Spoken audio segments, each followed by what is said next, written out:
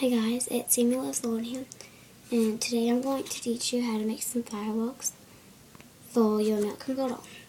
And so all you need is some glue or tape. You can use both if you want to. Some crayons and markers, scissors, and a toilet paper roll and tin foil. And you can just measure the tin foil on there. And so I kind of already put that on there, so it would be easier. Okay, and so first off, you take your tin foil and you would put glue on it, and then just wrap it around the toilet paper roll and just press some tape down on it so it will stick. Okay, and so next you would take your construction paper that you decorated and just put some glue on that. And do the same thing you did for the tin foil. And you're going to have some tin foil showing, but that's okay. And so it probably won't stick, so you have to take some tape and make it stick. Hold on.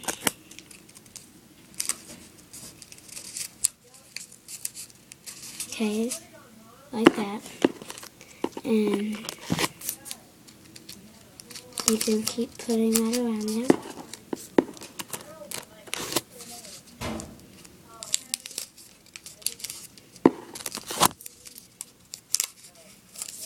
Okay, so now it looks like that. And so you can use your milk and doll to measure it. I mean, you can make it big, like mine, or you can make it really small. And so you can also use some kite string, and I'm going to do this. And so you can just take some, if you can see that.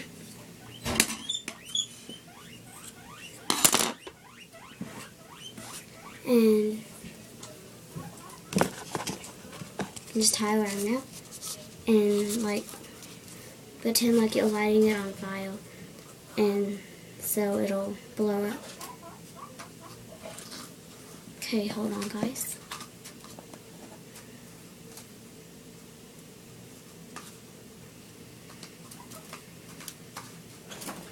Okay, and you can have it like that, and you might want to cut the string. And so, thanks for watching, and I hope you guys make some fireworks of your own. Bye!